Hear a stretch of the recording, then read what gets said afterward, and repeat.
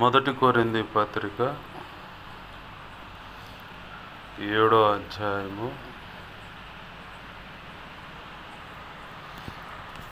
27వ వచనాన్ని చదువుతాను. భార్యకు బద్ధుడవై ఉంటివా, విడుదల కోరవద్దు. భార్య లేక విడిగా నుంటివా, వివాహము కోరవద్దు. చిన్న మాట ప్రార్థన చేసి. ప్రేమగల మా కన్న తండ్రి యేసయ్యా, నీకు వందనాలు, కృతజ్ఞతాస్తుతులు. మా కన్న తండ్రి, మీరు ఇచ్చిన ఈ లేఖన భాగాన్ని బట్టి నీకు కృతజ్ఞతాస్తుతులు. అయ్యా, ఈ వాక్యాన్ని విరవండి. ఈ వాక్యాన్ని ఆధారం చేసుకొని దేవా, నీ అనాది సంకల్పంలో నిర్ణయమైన ప్రతి ఒక్కరితోనూ, సమకూడిన బిడ్డలతోనూ, నాతోనూ ఎవరితో ఏ మాట నువ్వు మాట్లాడాలని ఉద్దేశించావో, ఏ సంగతులు నువ్వు చెప్పాలనుకున్నావో అయ్యా, నీ మనసులో ఉద్దేశించుకున్న ఆ సంగతులన్నీ నీ కృపచేత ఇదిగో తండ్రి బయటకు తెచ్చి మీ పక్షం వహించిన మీ దాసును నోట ఉంచి, మీ దాసు నోటిని మీ నోటి బోరగా మార్చి బలమైన నీ వాక్శక్తిని అనుగ్రహించి మీ దాసుని మీ సిలువ చాటును మరుగుపరిచి మీ దాసుని ముఖాంతరంలోంచి నీ ప్రజలకు కనపడుతూ నీ ప్రజలతో, నాతో, మాతో, సమకూడిన బిడ్డలతో నీ అనాది సంకల్పంలో నిర్ణయమై ఉన్న ప్రజలందరితో కూడా మీరు మాట్లాడమని సూటిగా, తేటగా, స్పష్టంగా మీరు మాట్లాడండి. మా అందరికి వినగలిగిన చెవును, గ్రహించగల మనసును, లోబడు హృదయాన్ని, వాక్యానుగుణంగా జీవించే కృపను, హృదయ సున్నతిని, దిద్దుబాటు మనస్సును, నేర్చుకునే శుభగుణ లక్షణమును, నిత్యత్వము చేరు పర్యాంత వరకు నిత్యం నీ పాదశాలను శిష్యరికము చేస్తూ శిష్యులైన సేవకు గణముగా తీర్చిదిద్దబడి రహస్యమందు నీ చేత అభిషేకించబడి బాహటంగా సంఘం ఎదుట హస్త నిక్షేపణ గావించబడి భూదిగాంచుల వరకు నీ ఘనమైన సేవ చేటుకు నడుం బిగించి ముందుకు వెళ్ళి గురి అయిన నీ వైపు చూస్తూ నీవు ఇచ్చిన దర్శనాన్ని జ్ఞాపకంలో పెట్టుకొని పరుగు పందెంలో ఓపికతో సాగిపోవచ్చు. మా ప్రభా, నీ చిత్తమైన ప్రాంతాల్లో సంఘాన్ని స్థాపిస్తూ సత్యంలో ప్రతి ఒక్కరిని ప్రతిష్ఠిస్తూ సర్వసంపూర్ణ సత్యం అందిస్తూ నీ చిత్త ప్రకారం ప్రతి ఒక్కరిని సంపూర్ణులుగా దేవా చేస్తూ మేమును సంపూర్ణ సిద్ధి పొందుతూ అందరము సంపూర్ణులమై క్రీస్తు న్యాయపీఠాన్ని ఎదుర్కొని ఆనాడు నువ్వు నిర్ణయించిన బడా మంచి దాసుడా, మంచి దాసురాలని ఆ మెప్పు, ఘనత, మహిమ, బహుమతులు అందుకొని నిత్యత్వంలో ప్రవేశించి వధువులో నువ్వు నిర్ణయించిన ఉన్నత స్థానంలో నిలిచి యుగ యుగాలు నీతో కలిసి నిత్య రాజ్య పరిపాలన చేసి నిన్ను మహింపరుచుకునే భాగ్యము కలుగునట్లుగా ఈ కృపకు నిర్ణయింపబడ్డ ప్రతి ఒక్కరికి ఆ కృప కలుగునట్లుగా మాకును కలుగునట్లుగా ఉపదేశించి మమ్మల్ని బలపరిచి నడిపించి ఆ కృప అనుగ్రహించమని నీ పాదాలు పట్టుకొని బతిమలాడుచున్నాం. అయ్యా, నీ పక్షం వహించిన నేను ఎంత బలహీనో నీకు బాగా తెలుసు. నీ మీద అనుకున్నా, నీ కృప మీద ఆధారపడ్డా. నా విధేయతల అతిక్రమ దోషాలు, పాప దోషాలు, ఆజ్ఞ అతిక్రమాలు ఏమన్నా ఒప్పుకుంటున్నాను, క్షమించు. నాలో నువ్వు కోరుకున్న పరిశుద్ధతను అనుగ్రహించు. సిలువ రక్తంతో కడుగు పవిత్రపరచు. శుద్ధ జలంతో కడిగి సమస్త కీడు అపవిత్రతను కొట్టివేసి నీ ఆనంద తైలాభిషేకం నాపై ఇంకనూ గొప్పగా ఉంచు. పరిశుద్ధాత్మ అగ్నిలో నన్ను పుట్టమే శుద్ధ సువర్ణంగా మార్చి పరలో శుద్ధ సువర్ణ తైలం నా నిత్యం ఇంకనూ గొప్పగా ఉంచి మత్తయి 10వ అధ్యాయం 1 వచనం 7, 8, 20 వచనం ప్రకారం, యెషయా 51:16 ప్రకారం, అపోస్తలుల కార్యం 4వ అధ్యాయం 27 నుంచి 37 వచనం ప్రకారం నీ కృప నాకు దయచేయి. ఇర్మియా 1వ అధ్యాయం 9, 10, 18, 19 వచనం నీ కృప నాకు దయచేయి.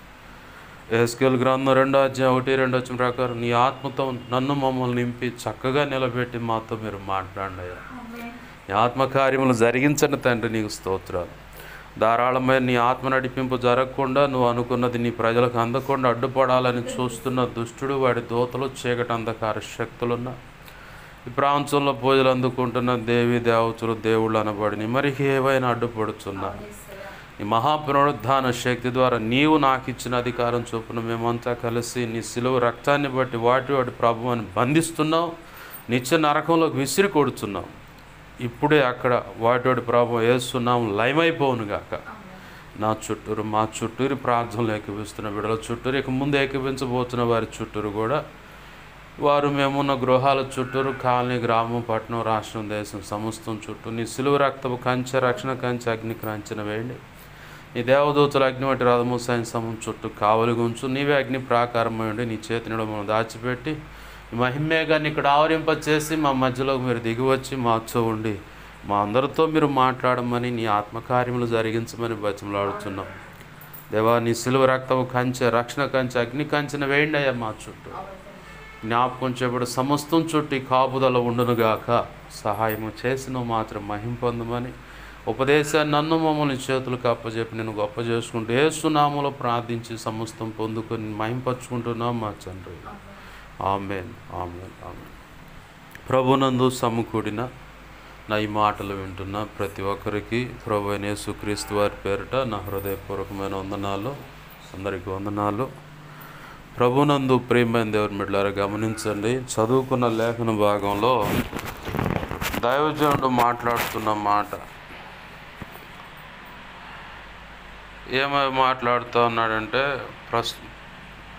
అక్కడ ప్రజెంట్ సిచ్యువేషను ఏముందంటే, సహోదరులారా, ప్రతి మనుషుడు ఏ స్థితిలో పిలువబడునో ఆ స్థితిలోనే దేవునితో సహవాసం కలిగి ఉండవలెను. ఆ తర్వాత కింది వచనాలు కొన్ని మాట్లాడుతా 26వ వచనంలో, ఇప్పటి ఇబ్బందిని బట్టి పురుషుడు తానున్న స్థితిలోని ఉండుట మేలని తలంచుచున్నాను. చివరిగా ఇక మనం చదువుకున్న మూలవాక్యానికి వస్తే, భార్యకు బద్ధుడివై ఉంటివా విడుదల కోరవచ్చు, భార్య లేక విడిగా నుంటివా వివాహం కోరవద్దు. అయితే ఇక్కడ చెప్పబడిన మాట భార్యాభర్తల దాంపత్య జీవితం విషయంలో చెప్పబడుతున్న మాట ఇక్కడ కనబడుతుంది. దాంట్లోనే పౌలు భక్తుడు అంటాడు, పెండ్లి కాని వాడు సృష్టికర్తే భర్తగా ఉన్నాడు కాబట్టి ఆయన్ని పెండ్లి కాని ఆడపిల్లైనా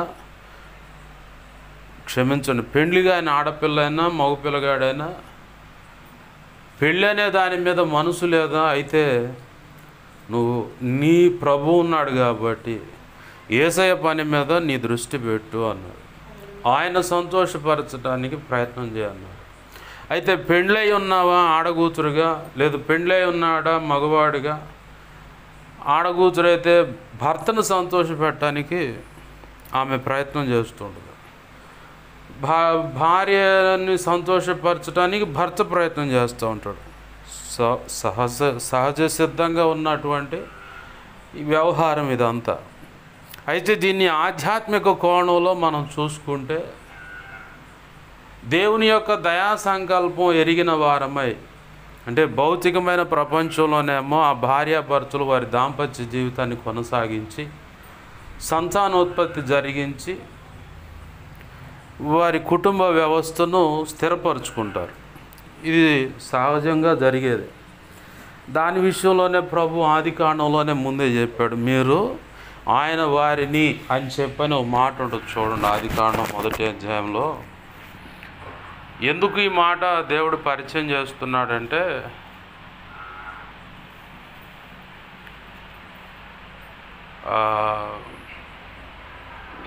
ఎందుకు ఈ మాట దేవుడు పరిచయం చేస్తున్నాడంటే,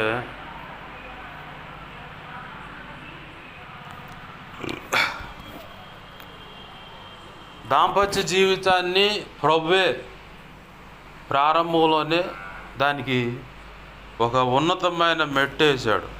అంటే భూమి మీద సంతానాభివృద్ధి చెందాలి. ఇక్కడ రాసి ఉంటుంది 1వ అధ్యాయం 22వ వచనంలో దేవుడు అంటున్నాడు, మీరు ఫలించి అభివృద్ధి పొంది సముద్ర జలములలో నిండి ఉండి పక్షులు భూమి విస్తరించునుగాక. ఇది కాదు, ఒక్క నిమిషం.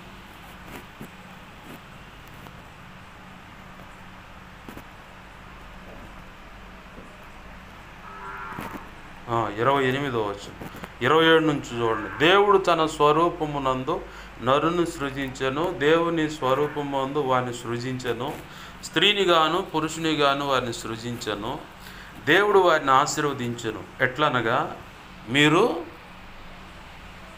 ఫలించి అభివృద్ధి పొంది విస్తరించి భూమిని నిండించి దానిని లోపరుచుకొనుడి. సముద్రపు చేపలను ఆకాశ పక్షులను భూమి మీద ప్రాకు ప్రతి జీవిని ఏలుడని దేవుడు వారితో చెప్పెను. ఆమేన్, హల్లెలూయా. ఇదే మాట మళ్ళీ నోవాహుతో కూడా చెప్తాడు. అంటే అప్పటికి జలప్రళయం వచ్చి ఉన్న వాళ్ళంతా ఊడ్చుకొని పోయారు మొత్తం. మిగిలిందల్లా ఆ 8 మంది మనుషులుగా మిగిలింది ఆ 8 మంది. ఆ 8 మందితో కూడా ఇదే మాట చెబుతాడు ప్రభు, మీరు ఫలించి అభివృద్ధి పొంది విస్తరించండి, భూమిని అంతా నిండించండి అన్నాడు. కారణం ఏంటి అంటే భార్యాభర్తల సంతానోత్పత్తి ఆనాడు కానీ ఈనాడు కానీ ఒక కీలకం. వారసులు లేదు, ఆస్తి అంటే వారసులే, వాళ్ళకి భార్యాభర్తలకు పిల్లలే ఆస్తి. ఆ ఆస్తి లేకపోతే ఇప్పుడు వాళ్ళ దాంపత్య జీవితం ఫలించినట్టు కాదు. చాలామంది మా గర్భఫలం లేదయ్యా నీకు బోర్న ఏడుస్తూ ఉండేవాళ్ళు, లేకపోలేదు. అయ్యా మాకు పెళ్ళి 10 ఏళ్ళు అవుతుంది, 7 ఏళ్ళు అవుతుంది, 3 ఏళ్ళు అవుతుంది, పిల్లలు కలగట్లేదు, నాలో ప్రాబ్లం అదంట, మా ఆయనలో ప్రాబ్లం ఇదంట, అది ఇది అని చెప్పని ఇక తిరగని హాస్పిటల్ ఉండో, మొక్కను గుళ్ళు ఉండో, చివరికి కట్టుకొని తాళ్ళు ఉండో, అంతరాలు అడి చేసి ఇడి చేసి చివరికి యేసు ప్రభు దగ్గరకు వచ్చి ఓర్ను ఏడ్చి కన్నీరు విడుస్తా, అయ్యా నాకు గర్భఫలం దయచే, గర్భఫలం దయచే అని ఈ ఆడవునికి భార్య భర్త ఉండరు. అయితే ఈ భార్యాభర్తల జీవిత దాంపత్యం, అదే వాళ్ళ దాంపత్య జీవితం ఫలించాలంటే వారికి సంతానోత్పత్తి కలగాలి. సంతానోత్పత్తి కలగాలంటే మొదటిగా వాళ్ళు వేసుకునే ప్రాతిపదిక అంటే మొదటిగా పునాది వేసుకుంటారు. వారికి వివాహం జరగటం తథ్యం, వివాహం జరిగింది, ఇక వెంటనే వాళ్ళ ఫ్యూచర్ ప్లాన్ ఒక రకంగా ఉంటుంది.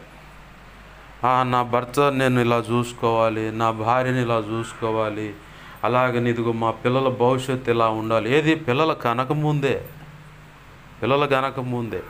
దైవజనుడు ఒఫీరాయ్ గారు చెప్పిన మాట ఏంటంటే తన వ్యక్తిగత మరి దేవుడు బయలుపరిచిన సంగతి, మగవాడికైతేనే 31 సంవత్సరం వచ్చిన తర్వాతనే కుటుంబం ఇలా ఉండాలి, నా భార్య ఇలా ఉండాలి, నా పిల్లలు మా సెక్షన్ ఇలా ఉండాలని చెప్పని ఆ బ్రెయిన్ మెచ్యూర్డ్ వచ్చుద్దంట.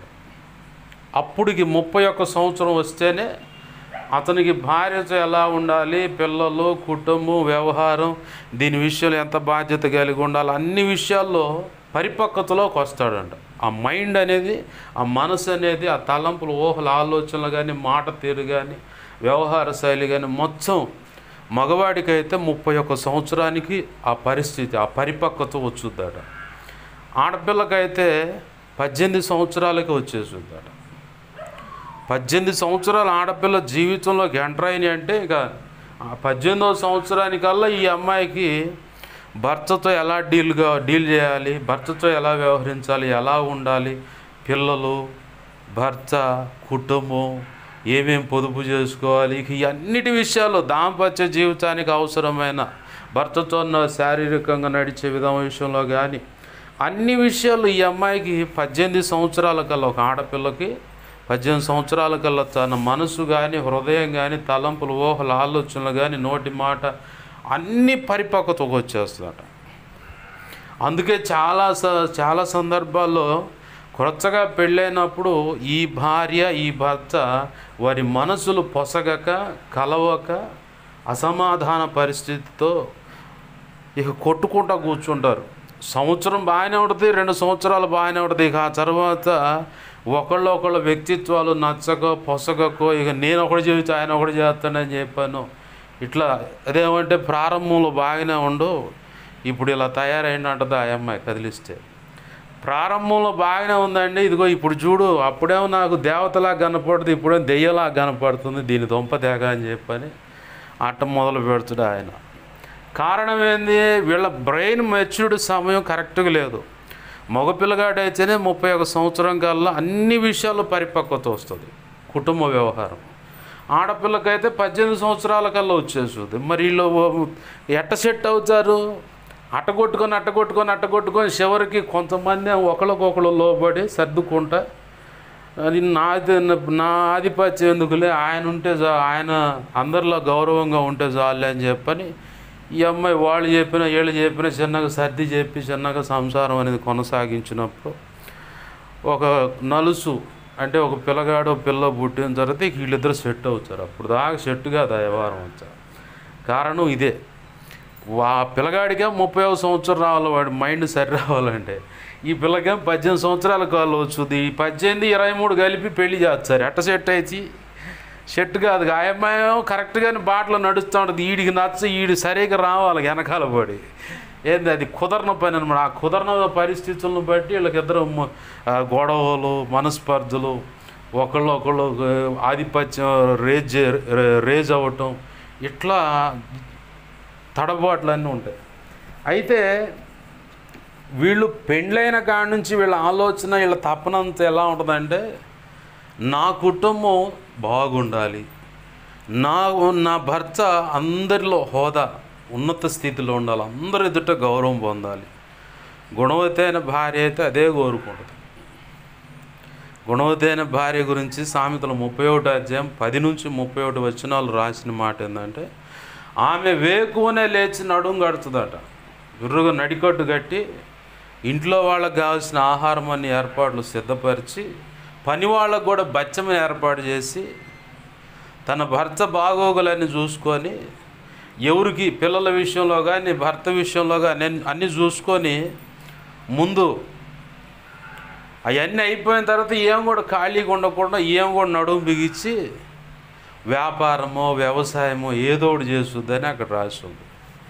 ఆమె చేస్తున్న పనిని బట్టి తన భర్తను గౌనలు వద్దంటే, ఊళ్ళో రచ్చబండ్లు ఉంటాయి కదా, పెద్ద పెద్ద అరుగుల కాడ కూర్చున్న వాళ్ళంతా తన భర్తను పొగుడుతూ ఉంటారంట.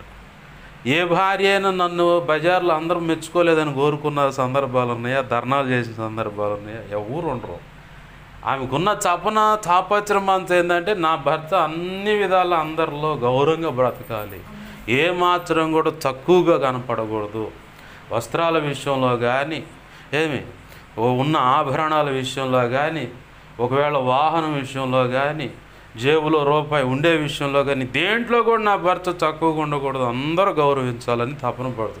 ఇది ఈ లక్షణాలు ఎవరికి ఉంటాయంటే, గుణవతి అయిన భార్యకు ఉంటాయి ఈ లక్షణాలు. జ్ఞానవంతురాలైన భార్య అయితే ఇక ఆమె ఇల్లు కట్టకూడదు, ముందు పిల్లల్ని ఎలా సక్రమం చేసుకోవాలి, ఆ పరిస్థితులు ఏంటి, ఎవరెవరు ఎలా ఉన్నారు ఏందన్నదే దేవుని కృప ద్వారా దేవుని పాదాలు పట్టుకొని ఆ జ్ఞానాన్ని సంపాదించి, జ్ఞానవంతురాలైన భార్య తన కుటుంబాన్ని కట్టుకుంటుంది. సుబుద్ధి గల భార్య యెహోవా ఇచ్చు దానమని కూడా సామెతలు రాసి ఉంది. అంటే బుద్ధిమంతురాలన్నమాట. అన్ని విషయాల్లో ఆమె మంచిగా కనపడుతుంది. అది కూడా దేవుని కృపే, దేవుడు ఇవ్వాలి. మామూలుగా మనం ఎంత ప్రయత్నం చేసినా కానీ మనకు దొరకదు. జ్ఞానవంతురాలైన భార్య అయినా, సుబుద్ధి గల భార్య అయినా, గుణవంతురాలైన భార్య అయినా దేవుడు ఇవ్వాలి. అలాగనే యోగ్యురాలైన భార్య పెనిమిటికి కిరీటం అన్నమాట. ఇక ఆమె తపనంతా ఎలా ఉంటుందంటే, నా భర్త అన్ని విధాలుగా గౌరవించబడుతూ ఉంటే, అరే ఇదిగోరా పలానా పిల్ల వచ్చింది కాబట్టి వీడు స్టార్ తిరిగిపోయిందిరా అంటారు. ఏది మంచిగా ఆశీర్వదింపబడుతూ ఉంటే, అన్ని విధాలుగా ఆస్తులు సంపాదించి బాగా రచ్చరచ్చగా ఉంటుంది, గరే వాడి దరిద్రం బండి ఇదిగో ఈ పిల్ల వచ్చింది, లక్ కలిసింది కాబట్టి వాడు చూడు అస్సలు అది ఏడపడ్డా కానీ నేతిలో పడ్డట్టే ఉందిరా వాడి పరిస్థితి, అంత కలిసి వస్తుంది అంటారు. దీన్నే రివర్స్ చేస్తే, అదిగో దరిద్రపు వచ్చింది కాబట్టి వీడికి దరిద్రం పట్టింది, మొదదా బాగానే ఉన్నాడు. నరుని నాలిక బాగున్నప్పుడు అలానే పొగుడుద్ది, బాగోపోయినప్పుడు కూడా ఇలానే పక్కన పెడతా దూషిస్తూ ఉంటుంది. అయితే వీటిని లక్ష్య పెట్టకూడదు, కానీ ప్రభు ఇచ్చిన సంకల్పం ఆశీర్వాదం వైపే గురి పెట్టాలి. అయితే భార్య విషయంలో, ఎందుకంటే ఇల్లు కడతానికి ఆ అమ్మాయికి అధికారం ఇచ్చాడు దేవుడు. భర్త దేవుడు సంపాదిస్తాడు, తీసుకొస్తాడు, పిల్లలు మంచిగా ఉన్నారా లేదా అని పైన ఆధిపత్యం కొనసాగిస్తా, పిల్లలు ఏడన్నా దారి తప్పుతున్నారు అనుకున్నప్పుడు గదివి సరైన మార్గంలో నడిపిస్తాం భర్త పని. అంతకంటే ముఖ్యం విలువైన పని భర్తకి ఇచ్చాడు ఏంటంటే మోకాళ్ళు వేయటం. అతగాడు మోకాళ్ళు వేస్తేనే ఆ జీలు భార్యలోకి వస్తుంది. అతగాడు మోకాళ్ళు వేయలేదనుకో ఆ జీలు భార్యలోకి రాదు, పిల్లల్లోకి రాదు, ఎవరిలోకి రాదు. చివరికి మొత్తం కలిసి కట్టగట్టుకొని లోకంలో ఊరేగుతూ ఉంటారు. మెట్టుకు ప్రభు మనకు సెలవిస్తున్న మాట ఏంటంటే, భార్య అయినా భర్త అయినా పెండ్లైన కొత్తలో కానీ ఆ తర్వాత అయినా సంతానోత్పత్తి జరిగిన తర్వాత అయినా వాళ్ళకొక గురి ఉంది. నా కుటుంబం, నా భార్య, నా భర్త, నా పిల్లలు, మేము సమాజంలో ఒక గొప్ప హోదాలో ఉండాలి. ఎవడికి ఒక చోట తలదించుకునే పరిస్థితిగా మేము ఉండకూడదు. అయ్యా అని చెప్పని ఎవరో ఒకళ్ళ దగ్గరకు పోయి అప్పుకి చేయిదాచే పని ఉండకూడదు. ఇదిగో ఈరోజు మా ఇంట్లో గడవట్లేదని పక్కింటికి పోయి ఒక సోలెడు బియ్యం అడగటము, కాస్తంత నూనె, చక్కెర, ఉప్పు, కారము, ఇట్లా ఆ ఇంటికి తిరిగి అడుక్కునే సెక్షన్ మాకు ఉండకూడదు. మేము సమాజంలో మంచి హోదా కలిగి ఉండాలి. అలాగన మేము బ్రతకాలని చెప్పని ఆలోచన వ్యవస్థను ముందుగానే పునాది వేసుకొని ఆ తర్వాత దాన్ని కార్యాచరణలో పెడతారు. ఇక దాని విషయమే ఇక ఇద్దరు నడుం బిగించి చెరో దిక్కుగా కష్టపడుతూ మొదలు పెడతారు. ఒక కుటుంబంలో ఏముందంటే భార్య ఇంట్లో ఉండే పిల్లలు మంచి చెడ చూసుకుంటూ ఉంటే భర్త మాత్రం వెళ్ళిపోయి సంపాదన తీసుకొస్తాడు. సంపాదన తెచ్చింది జాగ్రత్త చేసే భార్యలు ఉన్నారు, వచ్చినట్టు నీళ్ళపాలు చేసే భార్యలు కూడా ఉన్నారు. అయితే ప్రభు మనతో ఈరోజు మాట్లాడాలనుకున్న ఉద్దేశం ఏంటంటే, భౌతికమైన భార్య భర్తలు వారి సంతానోత్పత్తి విషయంలో ఈ కోణం కలిగి ఉంటే, మనం చదువుకున్న మూలవాక్యంలో ఈ పరిస్థితి కూడా ఉంది. అయితే నువ్వు క్రీస్తు రక్తంలో కడగబడ్డావు కాబట్టి సృష్టికర్త నీకు భర్త. ఆ భర్తతో రహస్యమందు ప్రార్థనలో ఆధ్యాత్మిక దాంపత్య జీవితం కొనసాగిస్తూ విజ్ఞాపన ద్వారా కానీ, ప్రార్థన ద్వారా కానీ, ఉపవాస ప్రార్థన ద్వారా కానీ, అంటే ఏకాంతంగా భార్యాభర్తలు వారి శరీర ధర్మాన్ని పబ్లిక్గా ఉండదు, అది రహస్యం ముందు వారికి ఒక ప్రభు స్వాతంత్రాన్ని ఇచ్చాడు. వారు స్వేచ్ఛగాను రహస్యముగాను అది 10 మందికి తెలియకుండా ఒక క్రమబద్ధతిలో అది జరిగించాలి వాళ్ళ శరీర ధర్మాన్ని. భర్త తన శరీర ధర్మాన్ని తన భార్యకు జరిగించకపోయినా పాపమే. ఎందుకంటే ఆ అమ్మాయి ఏదో ఒకళ్ళను దారి చూసుకొని వెళ్ళిపోయిందనుకో, దానికి ఈడే ఉత్తరవాది. భార్య తన శరీర ధర్మం తన భర్తకు జరిగించకపోయినా పాపమే. ఈడెవరో ఒకళ్ళను చూసుకొని పోయిండనుకో, ఆ పోయిన దాన్ని బట్టి ఈ పిల్లనే దేవుడు లెక్క అడుగుతాడు. పాపం అది. కాబట్టి ఇది ప్రభు తన మహా ఉచిత కృప చొప్పున ఇవ్వబడిన ఒక ధర్మం. మనిషిలో ప్రాణము, ఆత్మ, శరీరం ఉంది. ప్రాణము యెహోవా పెట్టిన దీపం అని ఉంది. ఆత్మకు ఆహారం అంటే పరిశుద్ధ గ్రంథం, వాక్య ధ్యానం ఉంది. శరీరానికి ఆహారము భౌతికంగా మనం బ్రతకటానికి, శక్తి కలిగి నడవటానికి, ఏదైనా పని చేసుకోవడానికి ఆహారం తీసుకుంటాం. కానీ శరీరానికి ఇంకొక ఆహారం కావాలి. భార్యాభర్తల రహస్య దాంపత్య జీవితం, అది శరీర ఆకలి. ఈ 3 ఆకలులు అనేవి ప్రభు ఖచ్చితంగా ప్రతి ఒక్క మనిషిలో పెట్టాడు. అయితే ఆధ్యాత్మిక జీవితంలో ప్రభుతో గడపడానికి ఇప్పుడు మన దాంపత్య జీవితం ఎవరితోనయ్యా అంటే యేసయ్యతో. ఆధ్యాత్మికంగా యేసు ప్రభువరే మన దగ్గరకు వస్తాడు, ఆయనతో శారీరకంగా కలుస్తామన్నది. శరీర సంబంధమైన మనసు కలిగిన వాడికి ఈ థాట్స్ పుడతాయి, ఇలాంటి ఆలోచనలు పుడతాయి. అయితే ఆత్మ సంబంధమైన మనసు కలిగిన వాడికి అంత తపన ఎలా ఉంటుందంటే, బలిపీఠాన్ని సమీపించి ఆయన దగ్గర మొరపెడుతూ ఉంటే ఆయన నాతో మాట్లాడుతూ ఉంటాడు, ఆ తపన ఉంటుంది. ఏకాంతంగా ఎవరు లేరు, నిద్ర పడతలేదు, మోకాళ్ళు వేస్తే నా ప్రభు నా దగ్గరకు వస్తాడు, ఆయనతో నేను మాట్లాడగలుగుతాను. ఆయన ఏదైనా నాకు అందిస్తాడు ఒక సమాచారం, అది తీసుకొని నా ప్రభు కృపను బట్టి ముందుకు సాగిపోగలుగుతాను. నా ప్రభు కృపను బట్టి నేను బలవంతునవుతాను. నా ప్రభు కృపను బట్టి పరిచర్లో కానీ, కుటుంబ పరిస్థితుల్లో కానీ, ఏ విషయంలో నేను ముందుకు వెళ్ళగలుగుతాను అని ఒక ఆలోచన కలిగి ప్రభు పాదాలు పట్టుకొని ప్రభు సన్నిధిలోనే రహస్య ప్రార్థన. ప్రభు అదే అన్నాడు, మీ తండ్రి మిమ్మల్ని చూస్తున్నాడు కాబట్టి, రహస్యమందు మీ తండ్రి మిమ్మల్ని చూస్తున్నాడు కాబట్టి ఆయనకి తెలిసేలాగా మీరు ప్రార్థన చేయండి అన్నాడు. మీరు ప్రార్థన చేయనప్పుడు గదిలోకి వెళ్ళి తలుపు వేసుకొని ఏకాంతంగా మీ తండ్రి అయిన దేవునితో మీరు మాట్లాడండి అన్నాడు. ఈరోజు సిలువ రక్తంలో మనం కడగబడి నేట బాప్తిస్మ అనే అనుభవంలోకి వచ్చి ప్రభు యొక్క శరీరం రక్తం తీసుకుంటున్న మనకి సృష్టికర్త అయిన యేసయ్య మనకు భర్తగా ఉన్నాడు. ఆయనతో ఆధ్యాత్మిక దాంపత్య జీవితం అంటే ప్రార్థన, విజ్ఞాపన లేదా ఉపవాస ప్రార్థన అనేది రహస్యంగా ఆయనతో ఎక్కువ గడుపుతూ ఉంటాం. ఆ ఆధ్యాత్మిక దాంపత్య జీవితాన్ని బట్టి, మనం అక్కడ గడుపుతున్న దాన్ని బట్టి మనకు చుట్టూ ఉన్న సమాజంలో ఉన్న వ్యక్తులను సంపాదించగలుగుతాం, మన అనే వాళ్ళని సంపాదించగలుగుతాం. దేవుని పరిచర్య విస్తరించటం అంటే ఇది కుటుంబం. ప్రభు ఏమన్నాడు ఇందాక ఆదికాండంలో, దీన్ని ఆధ్యాత్మికంగా లెక్కేసుకుంటే మీరు ఫలించండి, అభివృద్ధి పొందండి, విస్తరించండి, భూమిని నిండించండి అన్న. ఇదేనా రాసి ఉంది? మనం ముందటిగా ఫలించాలంటే ఏకాంతంగా దేవునితో ఆధ్యాత్మిక దాంపత్య జీవితం అంటే ప్రార్థనలో గడపాలి. ప్రార్థనలో గడిపినప్పుడు మనము ఫలించేటి కొమ్మలుగా మారుతాం. ఆ తర్వాత నెక్స్ట్ ఏముంది? అభివృద్ధి పొందండి అని ఉంది కదా.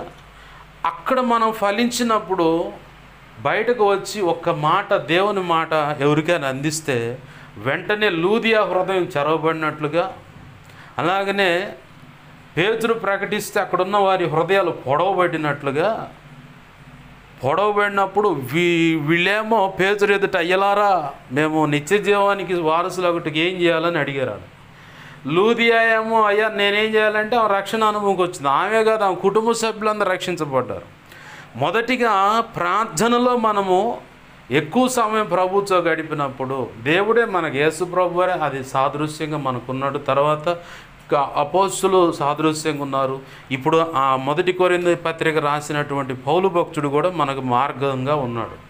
వీళ్ళంతా చేసిన పని ఏంటంటే, యేసు ప్రభు వారు కూడా చేసిన పని ఏంటంటే, సాయంకాలం కాగానే కొండకి వెళ్ళిపోయాడు, రాత్రి అంతా తండ్రితో గడిపాడు. మసక తెల్లవారుతుంది అనగా మళ్ళీ దేవుని రాజ్య సువార్త ప్రకటించడానికి బయలుదేరాడు. అలా ఆయన ఎక్కువగా తండ్రితో గడిపాడు ప్రార్థనలో, తక్కువగా ఆ తండ్రి రాజ్య సువార్తను ప్రకటించాడు. ఎక్కువగా అద్భుతాలు, స్వస్థతలు, ఆశ్చర్యకార్యాలు జరిగాయి. ఆమేన్, హల్లెలూయా. ఇది అభివృద్ధి పొందడానికి మూలం అవుతుంది. ఈ మూలానికి అసలు కారణం ఏంటంటే, రహస్యమును తండ్రితో, త్రియేక దేవుడైన యేసయ్యతో ప్రార్థనలో గడపాలి, ఆ దాంపత్య జీవితాన్ని గడపాలి. అప్పుడు మనం ఫలిస్తాం. ఎందుకంటే దైవజనులు, గొప్ప గొప్ప దైవజనులు చెప్పిన మాట ఏంటంటే, ప్రభు కొరకు గొప్ప కార్యాలు తలపెట్టు. అలాగనే గొప్ప కార్యాలు తలపెట్టి నువ్వు గొప్పగా కూడా ప్రార్థన చేయాలి. అది కూడా చెప్పాడు. వాళ్ళు ఎక్కువగా గంటల తరబడి ప్రార్థనలు చేశారు కాబట్టి ఆ తర్వాత సమాజంలోకి వచ్చి ఒక్క మాట అందిస్తే అనేక మంది జీవితాలు విప్లవాత్మకంగా మారాయి. తద్వారా మనం అభివృద్ధి పొందుతాం. తర్వాత విస్తరించటం అంటే వారికి అందుతున్న వాక్యాన్ని బట్టి ఆత్మలు రక్షించబడుతూ ఉంటాయి. ఆత్మలు రక్షించబడ్డప్పుడు మనం ఏం చేస్తాం? కుటుంబంలో పిల్లలు చేరినప్పుడు, రే మొన్నటిదాకా వాళ్ళిద్దరేరా, ఇప్పుడు ఆ పిల్ల సంఖ్యను ఒకడు ఉండు, ఈడి సంఖ్యను ఒకడు ఉండు, ఇప్పుడు వాళ్ళు కుటుంబం అయ్యారా అంట. పిల్లలు కలిగి ఉంటేనే కుటుంబ వ్యవస్థ కనపడుతుంది. భార్యాభర్తలు అంటే వారు ఒక జతపరచబడ్డారని చెబుతారు, కానీ వాళ్ళు ఇంకా కుటుంబ వ్యవస్థ అంటే పిల్లలు రావాలి. ఇప్పుడు దేవుని పనిలో ఆత్మల సంపాదన కలిగినప్పుడే మనము విస్తరిస్తూ ఉంటాం. వాళ్ళే స్ప్రెడ్ అయ్యా పలానా చోట మా దైవజనుడు గొప్పగా వాక్యం అందిస్తూ ఉన్నాడు, ఇదే పరిస్థితి అని చెప్పి వాళ్ళే పట్టుకొచ్చారు ఆత్మలు. ఆ తర్వాత జరిగేది ఏంటంటే, ఈ పరిచర్య అనేక కొమ్మలు వస్తాయి. అంటే అనేకమైన సంఘాలు ఏర్పడతాయి అన్నమాట. ఇక విస్తరిస్తుంది అన్నమాట, భూమి అంతా నిండుతుంది. దీని అన్నిటికంటే మొదటిగా చేయాల్సిన పని ఏంటంటే, భార్యాభర్తలుగా వారి దాంపత్య జీవితం విషయంలో వాళ్ళు పిల్లలు, మా కుటుంబం ఇలా ఉండాలి, ఆ పిల్లలు ఒకవేళ ఆడపిల్ల అయితే మగ పిల్లగాడైతే ఇలా ఉండాలి, వీళ్ళ భవిష్యత్తు వీళ్ళని ఇలా చదివించాలని మనం కోరిక కలిగి ఉంటాం. అలాగనే భౌతికమైన ప్రపంచం విషయంలో ఈ ఆలోచన ఉంటే, ఆధ్యాత్మిక ప్రపంచంలో కూడా మనం ఒక ఆలోచన కలిగి ఉండాలి. ఇదిగో ప్రభువా, మీరు మాకు ఇచ్చిన ఈ సంఘము, ఈ పరిచర్య, దీని ద్వారా ఆత్మలు విస్తారంగా రక్షణకు రావాలి. ఇదిగో వారు ఈ సంఘాలు విస్తరించాలి ప్రభువా. ఇదిగో తండ్రి, నీవిచ్చిన ఈ పరిచర్ను బట్టి, ఈ పరిచర్య ద్వారా జరిగిస్తున్న ఈ సంఘాలను బట్టి నీ స్తోత్రాలు. దీని ద్వారా నువ్వు నిర్ణయించిన ఆ పని జరగాలని చెప్పని ఆ భార్యాభర్తలు ఎలా అయితే వారి కుటుంబం కోసం నడుము బిగించి ఏక మనసు, ఏక తాత్పర్యం కలిగి ఉన్నారో, అలాగనే ప్రభు అనుగ్రహించిన సంఘం విషయంలో కానీ, అలాగనే సంఘ బిడల విషయంలో కానీ, పరిచర్య విషయంలో కానీ మనం ఇటువంటి తాత్పర్యము, తీర్మానం కలిగి ఉండాలి. అప్పుడే మనం ఏదైనా వర్ధిల్లత చూడగలుగుతాం. ఇప్పుడు ఎలా ఉందంటే, ఒకవేళ మనం అనుకోవచ్చు, చిన్నప్పుడు మనం ఇంట్లోకి ఉన్నప్పుడు ఏదో లెక్క లేకుండా వచ్చి వెళుతూ ఉంటే తండ్రి ఏమంటాడు, ఎరా ఇది లాడ్జీ అయిందంట. మా నాన్న నేను అట్నే వస్తా పోతా ఉంటే, ఏంది వాడు లాడ్జీకి వచ్చినట్టు లాడ్జీకి వచ్చినట్టు వస్తుండు పోతుండు, ఇల్లు అనుకుంటుండా, లేకపోతే వాడికి ఒక స్థానం ఉంది, వాడి పని ఒకటి చేయాలి, ఈ సెక్షన్లు ఏమి లేవు అంట వాడికి అని చెప్పని మా నాన్న అరిచిండు. మీ నాన్న ఇట్టు అరుతుండయా అని చెప్పానంది మా అమ్మ. ఇప్పుడు మనమైనా బాధ్యత లేకుండా అలా తిరుగుతూ ఉంటే ఎవరైనా మనకు బాధ్యత అప్పచెబుతారా? వీడికి బాధ్యత అప్పచెబితే ఇంకా దరిద్రంగా తయారైంది కాబట్టి వీడికి అప్పచెప్పకూడదు, బాధ్యత కలిగిన వాడికి బాధ్యత అప్పచెప్పాలని. ప్రభు ఏమన్నాడు, నమ్మకంగా పనిచేసేవాడు, శ్రద్ధగా పనిచేసేవాడు ఏలుబడి చేస్తాడు. ఇప్పుడు ప్రభు సన్నిధిలో దేవుడు మనకు అప్పచెప్పిన పరిచయ విషయంలో నమ్మకంగా శ్రద్ధగా మనం పనిచేసినప్పుడు ఆ నెక్స్ట్ స్టెప్ ఏంటి, నిలబడి అవతల వ్యక్తిని ఏలుబడి చేస్తాం. అది అంటే సంఘ నాయకురాలుగా అంటే సేవకుడుగా నిలబడి ఈ ప్రభు చిత్తంలో ఆయన ఇచ్చినటువంటి సంఘాల్లో దేవుని మాటలు అందించి దేవుని ప్రజలను పరిపాలించగలుగుతాం. అశ్రద్ధగా తిరుగుతుంటే దేవుడు మనకి ఏదైనా అప్పచెబుతున్న పని పొరపాటును కూడా అప్పచెప్పడు, ఏ కృపను కూడా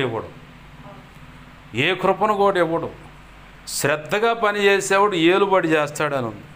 కాబట్టి ప్రభు కృపలో మనము జ్ఞానవంతురాలైన భార్యగా యేసయ్య ఎదుట ప్రభు మనకి ఇచ్చిన పరిచర్య ద్వారా జరుగుతున్న సంఘాల్లో ప్రభు ఇచ్చినటువంటి వ్యక్తులు, ఆ కుటుంబాలను ప్రభు ఇచ్చిన జ్ఞానంతో కట్టుదాం. అలాగనే సుబుద్ధి గల భార్యగా త్రియేక దేవుని ఎదుట నమ్మకంగా బ్రతుకుదాం.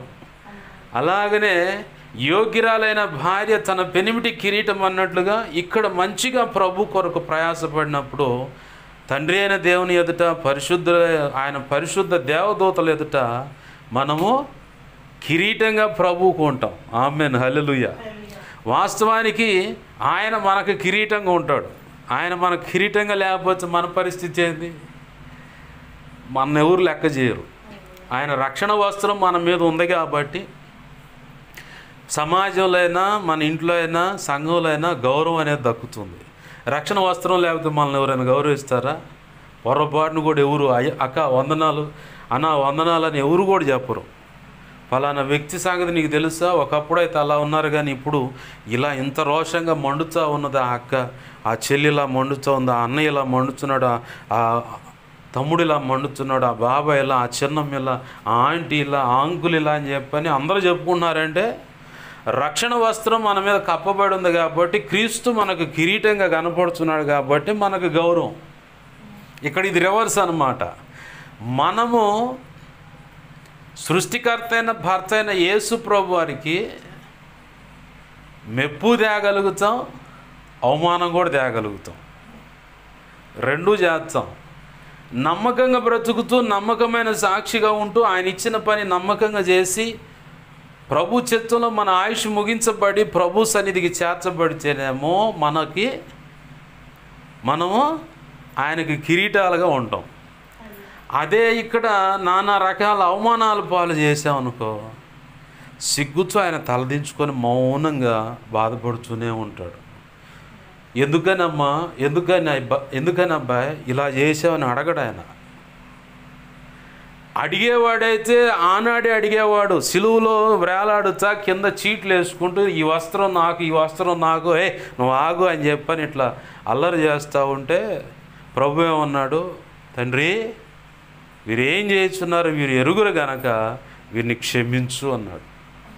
అన్ని చిత్రహింసలు అనుభవిస్తూ ఆ రకంగా క్రూరమైన ఆ గాలాలు లాంటి ఆ కొరడాలతో ఆయన దేహమంతా నాగల చాళ్ళ వల్ల చీల్చబడేలాగా కొరడాలతో కొడుతున్నా, ఉమ్మేస్తున్నా, రాళ్లతో కొడుతున్నా, మేకులు నాటుతున్నా, ఈటతో పొడుస్తున్నా, సిలువ మోపిస్తూ కొరడాలతో కొట్టుకుంటూ తీసుకువెళ్తున్నా, హేళన చేస్తున్నా, నానా నీచంగా మాట్లాడుతున్నా మౌనంగా ఉన్నాడు. ఎందుకంటే ఆయన ఆ రోజు అడిగినడితే ఈ రోజుకి నీకు నాకెవరికి విమోచన వచ్చేది కాదు, తండ్రితో సమాధానం ఉండేది కాదు. ఒకానొక సమయంలో క్షమించమని అడగటానికి కూడా మనకు అర్హత కలిగేది కాదు.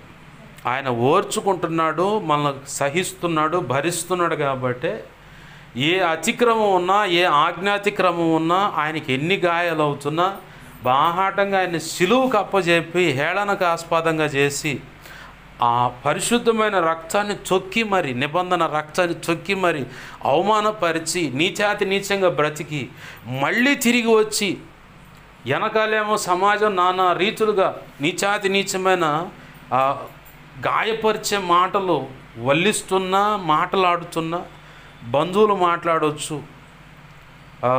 తల్లి తరపులు కావచ్చు, తండ్రి తరపులు కావచ్చు, చుట్టూ మనల్ని గమనించిన వాళ్ళు ఎవరో ఒకళ్ళు ఉంటారు. వాళ్ళు ఒకప్పుడు బ్రతికిన దాన్ని బట్టి తేడాబడి పొరపాటు చేసి బ్రతికి ఇట్లా కొనసాగుతూ మళ్ళీ తిరిగి వీళ్ళు ఏమన్నా అనుకొని నా దేవుడు నన్ను క్షమిస్తాడని ఆడకు వెళ్ళి క్షమాపణ అడుగుతున్నప్పుడు వెనకమాల ఎంతోమంది ఎన్నో రకాల గాయాలతో కూడిన మాటలు అంటూనే ఉంటారు. అయినా సరే ప్రభు సన్నిధికి వెళ్ళి, ప్రభువా నేను ఇంత ఘోర పాపినయ్యా, నన్ను క్షమించు అని ప్రభువుని అడిగినప్పుడు ఆయన వెంటనే కన్నీరు విడిచి మరి ఆయన రక్తాన్ని మనపై ప్రోక్షించి పరిశుద్ధపరిచి అమాంసంగా ఎత్తుకొని ముద్దాడుతాడు. ఆమేన్, హల్లెలూయా. ఎందుకు ఈ మాట దేవుడు పరిచయం చేస్తున్నాడంటే, కిరీటం పెట్టేది కూడా మనమే, కిరీటంగా ఆయన తల మీద ఉండి గౌరవం ఇచ్చేది మనమే, తేడాబడి బ్రతికి ఆయన తలదించుకునేలాగా చేసేది కూడా మనకు అవకాశం ఉంది. అలాగా బ్రతికే వాళ్ళు కూడా ఉన్నారు. అయితే మళ్ళుకొని ఆయన వైపుకు వెళ్ళినప్పుడు మళ్ళీ నువ్వు ఒక కిరీటంగా ఆయన మీద పెట్టబడతావు. ఎవరైనా ప్రశ్నించారనుకో, సైతానుగాడే వచ్చి ప్రశ్నిస్తాడు దేవుణ్ణి, చూసావా ఎంత మలినంగా ఉందో, చూసావా ఎంత మలినంగా ఉన్నాడు అంటే ప్రభు అంటాడు, రేయ్ అగ్నిలో నుంచి తీయబడ్డ కొరివి, నా కుమార్తె కొరివిలాగుంది, నా కుమారుడు కొరివిలాగున్నాడు. ఎవడరా నువ్వు? బురద, మురికి, డాగు, మురికి పట్టిన గుడ్డలంట ముఖం పగిలేటట్టు కొడతాడు దేవుడు. ఓ పక్కకు పో అని చెప్పని జకరియా గ్రంథం 3:2-5 చెప్పమన్నట్లుగా ప్రభు మళ్ళీ ప్రశస్త వస్త్రాలు ఇచ్చి, పరిశుద్ధపరిచి, ఉంగరం అధికారం ఇచ్చి, సమాధానానికి తొడుగులు ఇచ్చి, ఇదిగో నా సన్నిధిలో ఇలా పెడుతున్నాను అంటాడు. అప్పుడు నువ్వేం చేస్తావు? కృతజ్ఞత కలిగి ఇక ఎన్నడం పొరపాటు చేయకుండా ప్రభు మార్గంలో నడవగలుగుతావు. దీనికి సాదృశ్యంగా బైబిల్లో మనకు ఎవరైనా కనపడతారంటే కనపడతారు. ఎవరంటే రూతు గారు. మోయాబు లోతు కుమార్తెలు చేసిన పాపాన్ని బట్టి పుట్టిన పిల్లల్లో ఒక ఆమె, ఆ సంతతిలో, ఆ వంశంలో మోయాబీలు లోతు పిల్లల్లో ఒక ఆమె పిల్లలు అన్నమాట. దేవుని మందిరానికి వెళ్ళాలంటే 10 తరాలు లేదా 10 ఏళ్ళు అట్లా వెనకుండాలి. ఆ తర్వాతనే దేవుని సన్నిధికి రావాలి. శపించబడ్డ సంతానం అది. కానీ నయోమిని ఆమె హత్తుకుంది కాబట్టి, నమ్మకంగా నయోమితో నడిచింది కాబట్టి చివరికి బోయాజుతో వివాహం జరిగేలాగా ప్రభు అనుమతించాడు. ఓ సమయం వచ్చింది, ప్రభు యొక్క మహోచిత కృపను బట్టి యేసయ్య వంశావళిలో ఆమె కూడా చేర్చబడింది. ఆమె ఆ రోజు కృతజ్ఞత కలిగి ఉంది, బ్రతికింది కాబట్టి, నమ్మకంగా నిలబడింది కాబట్టి దేవుడు ఆ గొప్ప ఆధిక్యతనిచ్చాడు ఆమెకు. లేకపోతే మోయాబు సంతానం ఎప్పటికి కూడా శపితంగానే ఉండేది. రాహాబు వ్యభిచారం చేసేటువంటి ఒక వ్యక్తి, ఆమెలో నుంచి కూడా యేసు ప్రభు వారి వంశావళి వచ్చింది. యేసయ్య వంశావళి అని మత్తయి సువార్త 1వ అధ్యాయాన్ని గమనిస్తే అక్కడ రాసి ఉంటుంది. రాహాబు అనే వేశ్య కూడా ఉంది. వీళ్ళ సెక్షన్ ఇలా ఉంటే పితరులు చేసిన పొరపాటు, కొరహు, దాతాన్, అబీరాం, ఎంబ్రేవ్ అనే వాళ్ళలో ఆ బ్యాచ్లో కొరహు కుమారులు ఉన్నారు. వాస్తవానికి శపించబడిన సంతానము తన దాసునికి రివర్స్గా తిరిగి మాట్లాడితే భూమి నోరు తెరిచి మింగేసింది వాళ్ళ మొత్తాన్ని. కలిగిన వాళ్ళ సమీప బంధువులు, కలిగిన పశు పక్షాదులు అంటారు, మొత్తాన్ని మింగేసింది ఏమీ మిగల్చకుండా. అంత భయంకరమైన చావు భూమి మీద ఎవడికి రాల. మోషే మీద తిరుగుబడి మాట్లాడినందుకు చివరికి కొరహు కుమారులు కొంతమంది మోషే పక్షంగా వచ్చారని లేఖనంలో రాసి ఉంది. ఆ నిలబడ్డ వాళ్ళకి కీర్తన గ్రంథంలో కొన్ని కీర్తనలు రాయటానికి ప్రభు అవకాశం ఇచ్చాడు. ఆమేన్, హల్లెలూయా. వాళ్ళు కృతజ్ఞత కలిగి ఉన్నారు కాబట్టి వాళ్ళకి ఆ ఆధిక్యత దొరికింది. నువ్వు చేసిన పొరపాటు, ఒకవేళ ఎవరైనా ఏదైనా పొరపాటు చేస్తే తిరిగి మళ్ళీ దేవుడు అవకాశం ఇస్తాడు, క్షమాపణ ఇస్తాడు. దాన్ని ఆటగా మార్చుకుంటే శిక్ష కూడా ఇస్తాడు. క్షమాపణ ఇచ్చాడంటే దానికి కృతజ్ఞత కలిగి నువ్వు బ్రతకాల. మీ ఎదురు కనపడ్డ నేను వాస్తవానికి మా పితరులు చేసిన పొరపాటును బట్టి శపించబడ్డాడు. కానీ ప్రభు కృపను బట్టి ఆయన ఎదుట కృతజ్ఞత కలిగి ఉన్నాం కాబట్టి ఈరోజు ఇంత ఆధిక్యత, ఇటు గొప్ప కృపను ఇచ్చాడు ప్రభు. ఆయనకే మహిమ కలుగునుగా. హల్లెలూయా. బాగా గమనించండి, కిరీటాన్ని పెట్టేది కూడా మనమే. ఆ కిరీటం లేకుండా ఆయన తలదించుకునేలాగా బ్రతికేది కూడా చేసేది మనమే. అయితే ఇలా తలదించుకొని బ్రతికేలా చేసిన వ్యక్తులు కూడా అవకాశం ఇచ్చి వాళ్ళనే కిరీటంగా ప్రభు పెట్టుకునే అవకాశం కూడా ఉంది. అది కృతజ్ఞతను బట్టి, క్షమాపణ బట్టి. ఈ సెక్షన్ బాగుంది. ఇంకా నెక్స్ట్ ఏంటి? గుణవతైన భార్య. ఆమె శ్రమ పడుతుంది. తన కుటుంబ సభ్యుల యొక్క నడవడికను గమనిస్తూ ఉంటుంది. సంఘంలో ఎవరు ఎలా ఉన్నారు, చుట్టూ సంఘాల పరిస్థితులు ఎలా ఉన్నాయి. గుణవతైన భార్య చేయాల్సిన పనులు అనమాట. ఆధ్యాత్మిక కోణంలో మన చుట్టూ ఉన్న సంఘాల పోకడలు ఎలా ఉన్నాయి, ఆ సంఘాలు సత్యంలో ఉన్నాయా, సర్వసత్యంలో నడుస్తున్నాయా, తేడాగా ఎక్కడ అడుగులు వేస్తున్నాయా. వాళ్ళ సెక్షన్ అలా ఉంటే ముందు దేవుడు నాకు అప్పచెప్పిన ఈ పరిచర్య ఈ సంఘంలో ఉన్న వ్యక్తుల యొక్క బాగోగులు, వారికి ఏదైనా లోపం ఉంటే, ఏదైనా పరిస్థితులు ఇరుక్కుంటే వాళ్ళ విషయంలో ప్రార్థన చేయటం మొదటిగా.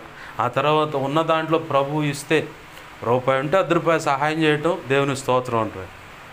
మళ్ళీ దాన్ని అడగటానికి వెళ్ళామా, సంఘానికి రారు, సభకు నమస్కారం అంటారు, ఇక మళ్ళీ ఎట్టేటో తిరుగుతారు. చివరికి వాళ్ళు భ్రష్టులు అవటానికి కూడా మనం అడిగిందే కారణం అవుతుంది. ఏంది?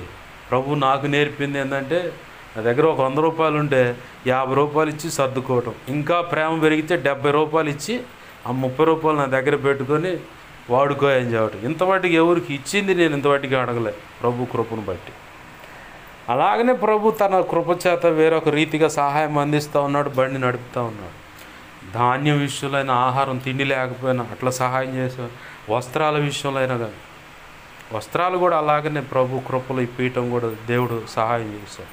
లేదు దైవజనులు ఇచ్చి వేరే వాళ్ళకి ఇచ్చాయా తీసుకొని వెళ్ళి కుట్టించుకోండి అని చెప్పని ఇవ్వటం కానీ, ఇలా ప్రభు సహాయం చేయడానికి కృపనిచ్చాడు. ఆయన అంటే గుణవతైన భార్య కూడా గుణగణాలు, శుభ లక్షణాలు అన్నమాట.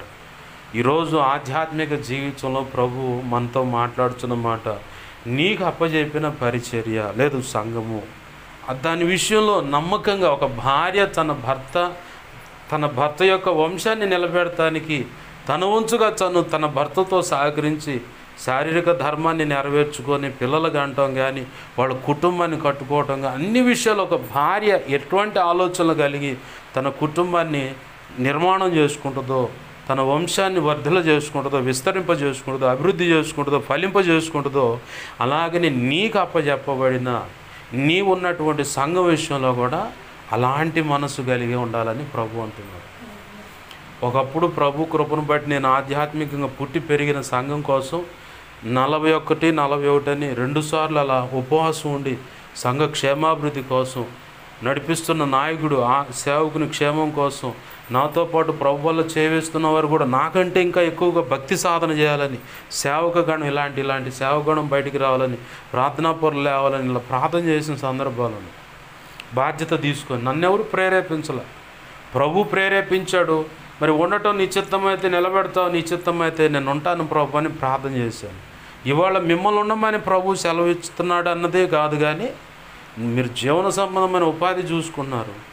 ఆదివారం రోజైనా ఇదిగో ఈ సంఘం ఇలా వర్ధిల్లాలి, అయ్యా ఆత్మల సంపాదన జరగాలి, సేవకుడు ఇలా వాడబడాలి, నువ్వు ఇచ్చిన దర్శనం ఇలా నెరవేర్చబడాలని ఉపవాసం ఉండైనా సరే ప్రభువుల్లో చేవేసి ఇంత టైం ఆదివారం ఈ సమయం దాకా నేను ఉపవాసం ఉంటానని ఒక తీర్మానం. ఏది పనులకు వెళ్తున్నారు కాబట్టి, పనులు లేకుండా ఉన్నట్లయితే ఇంట్లో మామూలుగా యథావిధిగా ఉపవాసం, వారంలో ఒక రోజైనా సరే ఉపవాసం ఉండి అలా ప్రార్థన చేయాలి.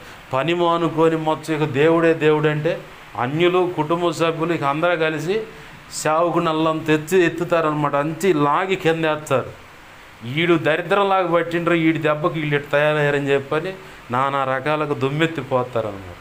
ఆ పరిస్థితులు వద్దు. దయచేసి మనకున్న వెలుసుబాటును బట్టి ఆదివారం ఎటుగుడి పనులు లేకుండా ఇంటికాడే ఉంటాం కాబట్టి పనికి వెళ్ళేవాళ్ళు ఆదివారం పూట పరిచర్య ఆరాధన అయిపోయేంత వరకు ఉపవాసం ఉంటున్నాం. లేదు పని లేనప్పుడు కొంత జీవన సంబంధమైన పని ఇంట్లో పనులు చూసుకుంటానైనా వారంలో శుక్రవారము ప్రత్యేకంగా ఉపవాసం ఉండి కొంత సమయం గడిపి ప్రభు కృపలో ప్రభు అనుకున్న పని జరిగించినప్పుడు మిగతా విషయాలు ప్రభు తన మహా ఉచిత కృపను తన హస్తాన్ని చాపి తన ఆత్మ ద్వారా ఆయనే త్రిత్వంగా ఉండి మిగతా పనులన్నీ చేస్తాడు. ఆమేన్, హల్లెలూయా. ప్రార్థన చేద్దామండి. ప్రభు ఈరోజు మనతో మాట్లాడుతూ ఉన్నాడు. ఒక భార్య ఒక భర్త తన కుటుంబం విషయంలో సంతానోత్పత్తి విషయంలో కానీ అన్ని విషయాలు ఎలా వ్యవహరిస్తున్నారో ఆధ్యాత్మిక జీవితంలో ప్రభు మనల్ని అడుగుపెట్టించాడు. ఆయనతో మనం నిబంధన చేయబడ్డాం, ప్రదానం చేయబడ్డాం. ఒకానొక నాడు పెళ్లి జరిగే రోజు ఉంది. దానికంటే ముందు ఇక్కడ భూమి మీద ఆయనతో రహస్యంగా ప్రార్థనలో ఆధ్యాత్మిక దాంపత్య జీవితం గడిపి ప్రపంచంలో అడుగు భూమి మీద ఉన్న ఆయా ప్రాంతాలకు వెళ్ళినప్పుడు దేవుని మాటలు అందించినప్పుడు ప్రభు తన కార్యం జరిగించుకుంటాడు. తను అనుకున్న పని భూమి మీద ఈ సంఘం ద్వారా, అంటే సార్వత్రిక సంఘంలో ఉన్న అన్ని సంఘాల ద్వారా ప్రభు తన పని తను జరిగించుకుంటాడు. మన వంతుగా మనము ఒక భార్య భర్త ఎలా అయితే కొత్తగా పెళ్ళైన వాళ్ళకి ఒక థాట్, ఒక ఆలోచన, ఒక ప్రణాళిక వేసుకుంటారో అలాగనే యేసయ్య రక్తంలో కడగబడ్డ మనం కూడా ఈ పరిచర్య నూతనంగా ప్రారంభించబడుతుంది కాబట్టి ఇలా ఉన్నాం కాబట్టి మనం కూడా ఆధ్యాత్మిక సంతానం అంటే ఆత్మను రక్షించాలి, ఈ పరిచర్య విస్తరించాలి, ఇంత గొప్పగా ఉండాలని ఒక గోల్ పెట్టుకొని ప్రభు కృపలో ప్రార్థన చేద్దాం. దక్షిణ కొరియా పాల్ యాంగిచో గారి మందిరంలో అదే జరిగింది. ఈ సంవత్సరం 5 లక్షల మంది రక్షించబడాలంటే ఆ గోల్ పెట్టుకొని ప్రార్థన చేశారు, అలానే రక్షించబడ్డారు. నెక్స్ట్ ఇయర్ 7 లక్షల మంది రక్షించబడాలని గోల్ పెట్టుకుంటే అట్నే 7 లక్షలు రక్షించబడ్డారు. అలా ప్రతి సంవత్సరం ఇదిగో ఈ నెలలో ఇంతమంది రక్షించబడాలి, ఈ వారంలో ఇంతమంది రక్షించబడాలని చిలకలూరిపేటలో ప్రార్థన చేస్తున్నారు కాబట్టి ఈరోజు అక్కడ కూడా ఆత్మ సంపాదన జరుగుతుంది. అలాగనే మనం కూడా వాళ్ళకు దేవుడైనప్పుడు మనకు దేవుడు కాడా? అందరికీ దేవుడే. మనం తీసుకునే నిర్ణయాన్ని బట్టి, ప్రభుత్వ గడిపే విధానాన్ని బట్టి, ప్రభుత్వం నడిచే దాన్ని బట్టి మిగతా కార్యక్రమాలన్నీ ఉంటాయి. ప్రభు పాదాలు పట్టుకుందాం, ప్రభువుని అడుగుదాం. ప్రభు ఖచ్చితంగా మనందరికీ సహాయం చేయను గాక. ఆమేన్. రండి ప్రార్థన చేద్దాం. ప్రేమగల మా కన్న తండ్రి యేసయ్యా, నీకు వందనాలు, కృతజ్ఞతాస్తుతులు మా ప్రభువా. అయ్యా ఇదిగో తండ్రి, మీరు సెలవిచ్చిన ప్రతి మాటను బట్టి నీ కృతజ్ఞతాస్తుతులు ప్రభువా. అయ్యా దేవా భౌతికమైన భార్యాభర్తలే పెండ్లైన కాడి నుంచి వారి పిల్లల విషయంలో, భవిష్యత్తు విషయంలో ఇదిగో ఈ స్థలం కొనాలి, ఈ ఇల్లు కట్టుకోవాలి, ఇంత గొప్పగా ఉండాలి, ఇలా డూప్లెక్స్ ఇల్లు, డబుల్ బెడ్రూమ్, త్రిబుల్ బెడ్రూమ్ అని ఇలా రకరకాల ఆలోచనలతో ఇంత బంగారం ఉండాలి, ఇదిగో ఇంత క్యాష్ ఎప్పుడు బీరువాలో ఉండాలి, బ్యాంకులో ఎంత ఉండాలి బ్యాలెన్స్ అని చెప్పని అనేక రకాల ఆలోచనలతో వారు కష్టపడి మరి అవి సంపాదించుకోవడానికి, సమకూర్చుకోవడానికి ప్రయత్నం చేస్తారు ప్రభువా. ఇదిగో ఆధ్యాత్మిక జీవితంలో అయా నీ రక్తంలో కడగబడి అడుగుపెట్టిన మేము నీతో ప్రదానము చేయబడిన వారం ఈ భూమి మీద మేము బ్రతికినంత కాలం ప్రభువా. ఇదిగో తండ్రి, రహస్యం మందు ఏకాంతంగా ప్రార్థన అనే ఆధ్యాత్మిక దాంపత్య జీవితంలో నీతో ఎక్కువ సమయం గడిపి ఈ భూమి మీదకు దేవా మేము ప్రపంచానికి కనపడుతున్నప్పుడు నీ మాటలు తక్కువగా ప్రకటించి ఎక్కువగా ఆత్మను రక్షించి అద్భుతాలు, ఆశ్చర్యమైన కార్యాలు, మహాశ్చర్యమైన కార్యాలు ప్రజలందరూ చూస్తున్నట్లుగా ఆనాడు నువ్వు గడిపి దేవతండి, ఆనాడు నువ్వు చేసిన విధము, అపోస్తులు చేసిన విధము మా కనులెదుటుందయ్యా. మేము కూడా ఈరోజు అలాగ గడపాలని, అలాగ చేసినప్పుడు గొప్ప అద్భుతాలు జరుగుతాయని ఈ పరిచర్య విషయంలో కూడా ఇదిగో తండ్రి, కొత్తగా పెండ్లైన భార్యాభర్తలు ఎటువంటి ఆలోచన కలిగి ఉంటారు, ఆధ్యాత్మిక జీవితంలో కూడా మేము అట్టి ఆలోచన కలిగి పరిచర్య విషయంలో, పరిచర్య ద్వారా జరుగుతున్న సంఘాల విషయంలో, సంఘ బిడ్డల విషయంలో, సంఘ పరిచర్య విస్తరణ విషయంలో మేము ఆలోచన కలిగి ప్రయాసపడాలని నువ్వు సాక్ష్యం ఇస్తున్నావు. ఈరోజు ప్రభువా మాకు సెలవిస్తున్నావు, నీకు వందనాలు, కృతజ్ఞతాస్తుతులయ్యా. ఇప్పటి వరకు ఎక్కడైనా ఇదిగో తండ్రి ఏ లోపాలు ఉన్నాయేమో, ఏ పొరపాట్లు నొప్పుకుంటున్నావు క్షమించండి ప్రభువా.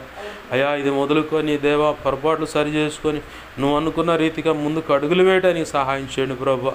జ్ఞానవంతురాలైన భార్యగా ఇదిగో తండ్రి నీ సంఘాన్ని కడతానికి పరిచర్యను సంఘంలో చేర్చబడిన బిడ్డల జీవితాలు కుటుంబాలను కడతానికి కృపను దయచేయండి అయ్యా. అయ్యా సుబుద్ధి గల భార్యగా నీ ఎదుట దేవా సుబుద్ధి గల ప్రవర్తించడానికి సహాయం చేయండి ప్రభా. అయ్యా యోగ్యురాలైన భార్యగా ఇదిగో తండ్రి దేవా తన భర్తకు కిరీటం వంటిదన్నావు ప్రభా. అయ్యా ఇదిగో నీకు అవమానాలు తెచ్చేవారిగా ఉండక ఇదిగో నీకు కిరీటంగా మేము ఉండటానికి సహాయం చేయండి అయ్యా. గుణవతి అయిన భార్య ఇదిగో తన ఇంటి వారి నడతలు పరీక్షిస్తుందని, వారికి కావలసిన బచ్చము వేకునే లేచి దేవ సిద్ధపరుస్తుందని, ఆమె ఊరికే ఉండకుండా నడుము గట్టి ఇదిగో తన వ్యాపారము వ్యవసాయం ఏదో ఒకటి చేస్తుందని, తన భర్త ఇదిగో గవినిలో కొనియాడబడతాడు ఆమెను బట్టి అని చెప్పని దేవా మీరు సెలవిచ్చారయ్యా. అయ్యా మా బ్రతుకును బట్టి దేవా సేవను బట్టి ఇదిగో మేము నడుస్తున్న తీరును బట్టి అయ్యా మా ప్రవచన మాటను బట్టి ఇదిగో ప్రభా గౌనుల దగ్గర ఇదిగో తండ్రి అయ్యా ఇదిగో పలానా వాళ్ళు దేవుని నమ్ముకున్నారు, ఇంత గొప్పగా రోషంగా నడుస్తున్నారు, చాలా సంతోషంగా ఉందని అందరూ సాక్ష్యం చెప్పాలి ప్రభా. అయ్యా నీ గొప్ప కార్యాలు జరిగించండి అయ్యా. ఆ రీతిగా మా బ్రతుకును దేవా తీర్చిదిద్దండి, తేజరెల్లింపజేయండి ప్రభా. అయ్యా ఇదిగో తండ్రి నీ వెలుగు మాపై ప్రకాశింపజేయండి ప్రభా. నీ ఆత్మతో మమ్మల్ని నింపండి ప్రభా. నీలో మమ్మల్ని బలవంతులను చేయండి ప్రభా. మా అంతరంగ పురుషులను బలపరచండి ప్రభా. ఇదిగో సంఘ బిడ్డలందరినీ ఆశీర్వదించండి ప్రభా. వారు చేస్తున్న పనులు తోడే ఉండండి ప్రభా. వారి బిడ్డల జీవితాలను ఆశీర్వదించండి. చదువుల్లో ఉద్యోగాల్లో తోడే ఉండండి ప్రభా. సంఘ బిడ్డలు ఆయా రీతిలో ఉద్యోగాల్లో ఉన్నారు, బిడ్డల విషయంలో తోడే ఉండి క్షేమాన్ని దయచేయండి ప్రభా. అయ్యా వారి కుటుంబాల్లో ఉన్న సమస్యల నుంచి విడిపించండి. భార్యాభర్తల మధ్య సమాధానం కలుగు చేసి కుటుంబ వ్యవస్థను స్థిరపరచండి ప్రభా. అయ్యా నువ్వు అనుకున్న కార్యాలు జరిగించి నీ చిత్తం నెరవేర్చమని ఈరోజు ఇలా కూటం జరిగించినందుకు కృతజ్ఞతాస్తుతులు చెల్లిస్తున్నాం మా ప్రభా.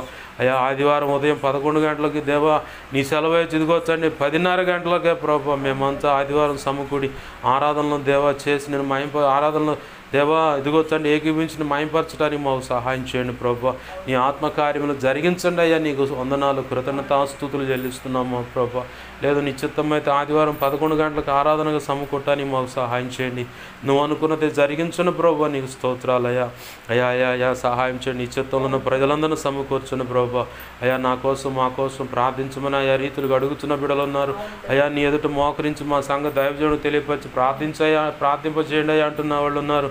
మా సంఘ దైవజనుడి ద్వారా తెలియపరిచి ప్రభా అంటున్న వాళ్ళు ఉన్నారు. ప్రతి ఒక్కరి అవసరత నీ కృపచేత యేసునామములో తీర్చబడును గాక. నా కోసం పరిచర్య కోసం చెప్పబడిన దాన్ని బట్టి అన్ని విధాల గతంలో కానీ ఇప్పుడు కానీ ఉపవసించి ప్రార్థిస్తున్న బిడ్డలు ఉన్నారు. వారిని రక్షించండి అయ్యా. రక్షణ లేకపోతే రక్షించండి ప్రభు. నీకును బలపరిచి అభిషేకించి నీ సేవలో గొప్పగా వాడుకోండి. బిడ్డలకు రావాల్సిన దీవెనలు ఆధ్యాత్మిక భౌతిక ఆర్థిక ఆరోగ్యపరంగా కొలతలేని దీవెనలు నీ కృపచేత బిడ్డలకు కలుగును గాక. యేసు నామములో దేవా నీ గొప్ప కార్యాలు జరిగించండి. నీకు స్తోత్రాలయ్యా. అయ్యా మాకు మా మీద ఇంకెవరికైనా కళలు నిద్రలు దర్శనం స్వప్నాలు చూపించబడ్డ సమస్తం నీ పాసాలను బిడ్డ నువ్వు చూసుకో ప్రభా. అయ్యా మా మీద ఇంకెవరికైనా కళలో నిద్రలో దర్శనం స్వప్నాలు చూపించబడ్డ సమస్త చీకటి శోధనడు ప్రభా నీ మహాపునరుద్ధాన శక్తి ద్వారా యేసు నామములో బంధిస్తున్నాం. సిలువ రక్తం బంధిస్తున్నాం, లయపరుస్తున్నాం. బంధించి లయపరుచున్నాం. నీ కృతజ్ఞతాస్తుతులు ప్రభా. అయ్యా మా మీద ఇంకెవరికైనా కళలో నిద్రలో దర్శనం స్వప్నాలు చూపించబడ్డ సమస్త మంచి కళ్ళు మంచి దర్శనం మంచి స్వప్నం నిద్రలో చూసి సమస్త మంచి యేసు నామములో నీ మహాపునరుద్ధాన శక్తి ద్వారా త్వరపెట్టేవి జరుగును గాక, నెరవేర్చబడును గాక. త్వరపెట్టి జరిగేలాగా నెరవేర్చేలాగా చేసి నెరవేర్చినందుకు కృతజ్ఞతాస్తుతులు తండ్రి. అయ్యా నీ కార్యములు జరిగించమని ఉంటున్న నీ బిడలకు దేవా బయలుపెడుతున్న నాకు నీ కృపా కాపుదల భద్రత క్షేమ సమాధానం దయచేయమని సంఘ బిడ్డలందరినీ నీ చేతులకు అప్పచెబుతున్నా. ఈ సంఘము పరిచయం సమస్తాన్ని నీ చేతులకు అప్పచెబుతున్నా. స్థానికంగా సహకరిస్తున్న నీ కుమార్తెను బట్టి బిడ్డలను బట్టి నీకు స్తోత్రాలు. బిడ్డలను ఆశీర్వదిస్తూ ఉన్నాను దేవా. ఈ సమాజం విషయంలో నువ్వు చెప్పిన మరణాల నుంచి విడిపించండి అయ్యా. ప్రజలను రక్షించండి ప్రభా. ఇదిగో ఆ కిడ్నీ లివర్ ఫెయిల్ అయినట్టు దేవా పరిస్థితి ఇలా బాగోలేదని చెబుతున్న బిడ్డలను దర్శించండి ప్రభా. అయ్యా నీ కార్యములు జరిగించండి అయ్యా. నీకు స్తోత్రాలు దేవా. నీకే వందనాలు ప్రభా. ఇదిగో తండ్రి నీ ఆత్మకార్యముల బిడ్డ జీవితంలో జరిగించమని అయ్యా. నీ చిత్తమైతే ఇదిగో దేవా బిడ్డ రక్షించబడటానికి సహాయం చేయి అయ్యా. నీ కార్యములు జరిగించయ్యా. నీకే స్తోత్రాలు చెల్లిస్తున్నాం మా ప్రభా. మా మంచి కాపరి నీకే వందనాలు ప్రభా. అయ్యా బిడ్డను ముట్టండి ప్రభా. బిడ్డను ముట్టండి అయ్యా. కిడ్నీలు నా లివర్ను ముట్టండి ప్రభా. నీ చిత్తమైతే ఆత్మ రక్షించబడటం, నీ చిత్తమైతే ఆయుష్ను పొడిగించండి అయా. నీ ఆత్మకార్యములు జరిగించి నువ్వు మాత్రం మహిమ పొందమని సమస్త విషయాలు కృపానుగ్రహించండి అయ్యా. ఈ కుమారుడు శాంపాలను కూడా దర్శించు, స్వస్థపరచు, ఆరోగ్యం దయచే. నీ సెలవు అయితే ఆదివారం నాడు మేమంతా కలిసి నిన్ను మహింపరచడానికి కూడా కృపను దయచే. నీ చిత్తమే నీ కృప ద్వారా నెరవేర్చమని అయా, పాటల పరిచయ విషయంలో అద్భుతం జరిగించమని మీరు సెలవిచ్చింది నెరవేర్చు ప్రభా. నీకు స్తోత్రాలయ్యా. అయా అయా అయా నీ కార్యములు జరిగించండి అయ్యా. నీ చిత్తం నెరవేర్చను ప్రభా. నీకు స్తోత్రాలు చెల్లిస్తూ మా ప్రియుడును మా రక్షకుడైన యేసయ్య నామంలో 2 తిమోతి 1:12 ప్రకారం నీ కృపాస్తాలకు సమస్తమును అప్పజవచ్చు. యేసయ్య ఉన్నతనంత శక్తిగల నామమును అడిగి వేడుకొని ప్రార్థించి సమస్తం పొందుకుని బిడ్డ దీవించి ఆశీర్వదించి చేతులకు అప్పచెప్పి నిన్ను మహింపరచుకుంటున్నాం మా తండ్రి. ఆమేన్.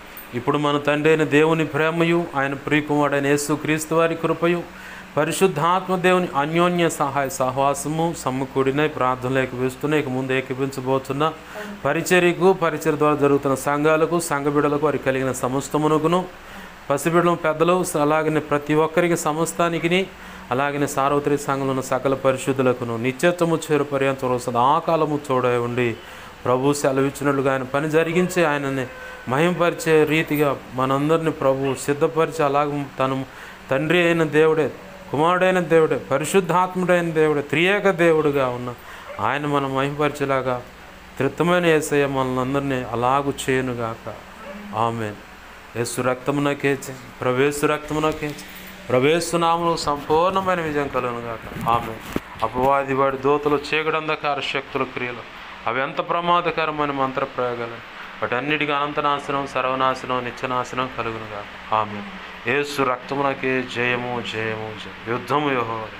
ఆమేన్. హల్లెలూయా, హల్లెలూయా, హల్లెలూయా. అందరికీ వందనాలు. ప్రభు యొక్క మహా ఉచిత కృప మనందరికీ తోడే ఉండి నడిపించునుగాక. ఆమేన్, ఆమేన్, ఆమేన్.